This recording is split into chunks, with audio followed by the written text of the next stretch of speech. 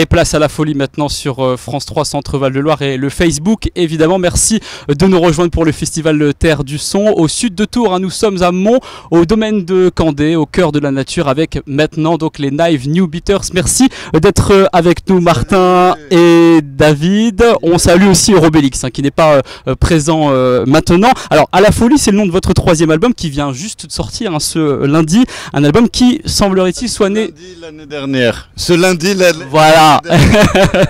C'est pareil, hein, c'est avec la relativité du temps, c'est comme s'il était sorti tout juste ce lundi à la folie, voilà, dans les bacs. C'est comme ça qu'il faut voir les choses, évidemment. Alors un album un album qui est né d'un constat simple, semblerait-il, puisque vous vous êtes retrouvés tous les trois célibataires et vous vous êtes dit, on fait un album. Largués simultanément.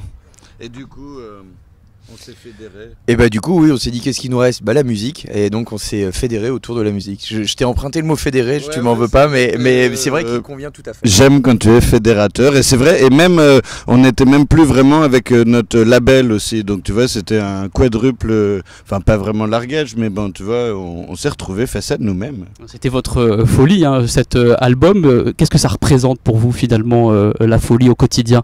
Au final, dans La Folie, on l'a écrit sur pas mal de temps, avec plusieurs sessions, un peu de compos assez éloignés. Donc, au final, au fil de l'album, c'est un peu les différents états par lesquels tu passes après un gros changement ou une rupture. Ou donc, parfois, il y a, comme on dit, une vraie folie. Parfois, il y a une sorte de folie plus mélancolique. Parfois, on est boosté. Parfois, on est down. Oui, et puis il faut dire qu'on a fait cet album principalement dans le manoir de Robélix, qui n'est pas présent ici mais qui viendra ce soir, je vous rassure, et donc on était tous les trois en autarcie totale avec des besoins comme aller chercher du feu pour se chauffer, et donc on devenait un petit peu fou au bout de 15 jours les trois les uns sur les autres en voyant personne d'autre que nous. Alors, vous me parlez de mélancolie, est-ce qu'on peut dire que la mélancolie c'est une folie en fait finalement? Ça en fait partie, ouais, je pense. Une folie douce. Ouais, une folie douce, hein, disons. Mélancolie, c'est bien. Mais non, en fait, j'ai regardé la définition de la mélancolie et c'est vraiment, tu le lis, t'as l'impression que c'est la définition de la dépression, en fait. Ah ouais, vraiment, en fait, la mélancolie, c'est hyper profond. Je savais pas moi non plus, on a enjolivé ce mot, mais c'est pas mal d'enjoliver les mots parfois. On va dire qu'on fait de la mélancolie fun. C'est un nouveau concept avec les Knives New Beaters. Alors, vous êtes donc célibataire, vous venez de le dire à quelques instants, mais sur scène un peu moins puisque vous êtes avec deux filles hein, qui sont présentes. On a notamment donc Audrey à la basse et Lucie à la batterie, des instruments qui sont plutôt joués habituellement par des garçons. C'était aussi un message de se dire que dans la musique il faut aussi une parité. C'est vrai, et puis on est trois mecs, il y a deux filles, mais deux filles valent bien trois mecs. Petit moment de démagogie sur la parité, voilà. Ce qui nous met toutes les auditrices et spectatrices de France 3 dans la chepeau, inside the pocket. Tout à fait. Alors d'ailleurs dans ce troisième album, le premier extrait c'est Il Tomorrow, qui met à l'honneur aussi une femme, hein, Isa Higelin, fille du chanteur Jacques Higelin. Pourquoi vous l'avez choisie?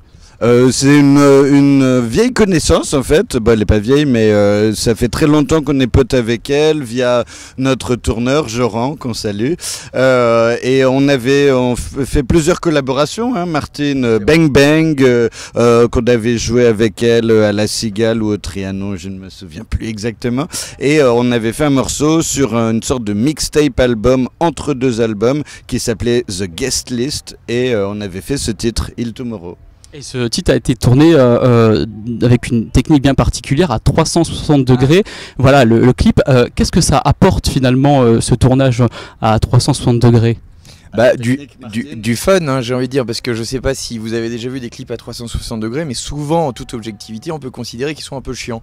Et donc, du coup, le nôtre, enfin, grâce au réalisateur Romain Chassin, qui est un grand talentueux réalisateur avec qui on a fait un autre clip et même deux autres clips, il a réussi à faire un clip à 360 degrés où qu'on regarde, il y a des choses intéressantes à voir. Voilà, démonstration, je regarde en haut, il y a des trucs à voir. On fait comme ça, on fait, oh non, voilà. il y a même des trucs au plafond. Et en bas, pareil. Non, il y a des exactement. trucs en bas. Donc, peux te dire que les clips de Björk et compagnie, hop, à la trappe.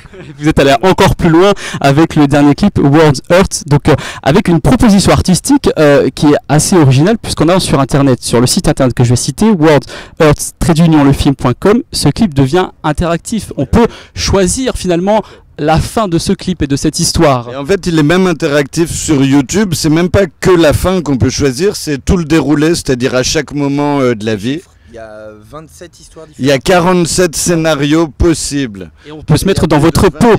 Oui, voilà, c'est ça. Et puis à chaque moment de la vie, par exemple, on est à l'examen final, est-ce qu'on doit tricher ou ne pas tricher?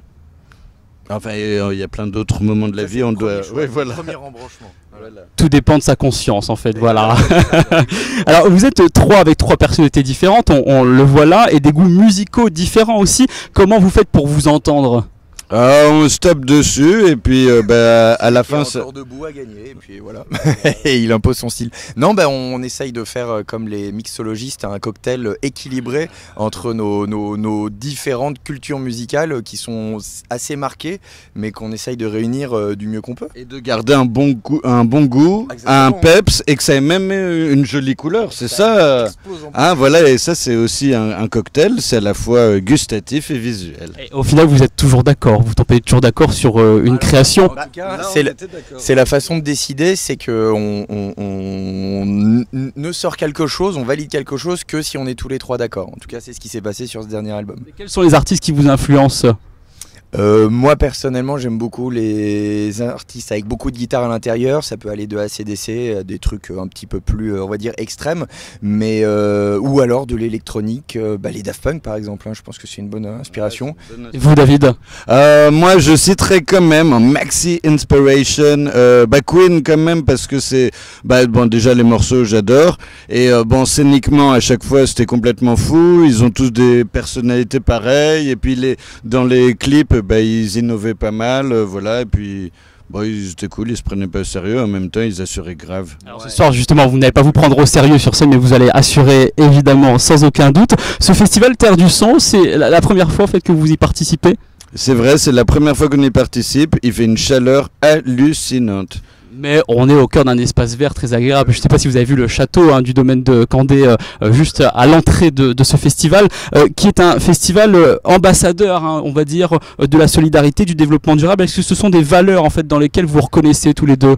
Alors on n'y avait pas pensé, mais il me semble que la dernière fois qu'on a fait une interview, on avait dit qu'on voulait faire un clip écologique. Alors je sais pas encore peut-être un clip biodégradable, je sais pas encore quelle forme ça va prendre exactement. Alors, vous savez qu'il y a tout ce qu'il faut ici, il y a des toilettes sèches par exemple. Je viens de dire que j'étais aux toilettes sèches et pendant que j'y étais, quelqu'un a retiré le bac qui se trouve derrière, c'était hyper gênant. Alors une première fois ça allait, mais quand 5 minutes après, il est revenu et il me l'a retiré, là ça devenait vraiment...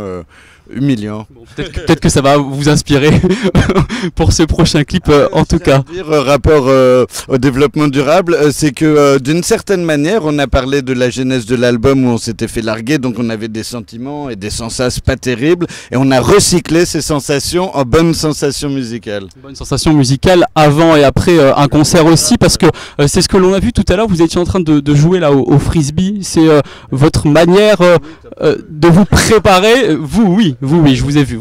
Je sais pas où vous étiez, mais vous n'étiez pas juste derrière moi. Pourquoi vous faites ça juste avant? Oula, on a vu un frisbee par terre et on s'est dit mais attends, ça se fait comment? Jouons, et tu vois, et on a joué. C'est aussi que dans le camion on a une console un petit peu rétro qui nous permet de jouer à des vieux jeux, et il y a un jeu qu'on affectionne tout particulièrement qui s'appelle Windjammer, qui est un jeu de frisbee, aussi bizarre que cela puisse paraître. Donc là on voit qu'en vrai c'est quand même beaucoup moins spectaculaire qu'à l'écran. On verra ça, moi je vais le faire avec vous, on y va? C'est parti. Allez, on se retrouve un peu plus tard évidemment sur Facebook France 3 Centre-Val de Loire pour Terre du Son. Et donc ce soir quand même il faut rappeler que vous êtes ici sur cette scène à 22h30 jusqu'à 23h45 pour découvrir votre univers, les Naive New Beaters. Qu'est-ce que ça veut dire d'ailleurs? On ne sait pas. C'est une pure invention aussi. Découvrons-le ce soir, 22h30 sur la scène Terre du Son, France 3, bisous. Allez, on va jouer au frisbee. Hop.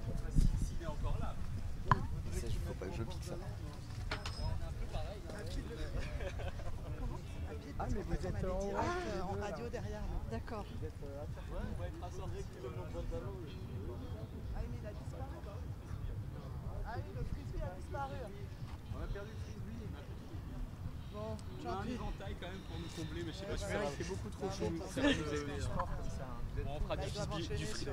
On fera du frisbee plus tard parce que évidemment messieurs doivent aller se reposer. Ouais, on fera ça plus tard. Merci d'avoir été avec nous. Portez-vous bien. À bientôt. Merci.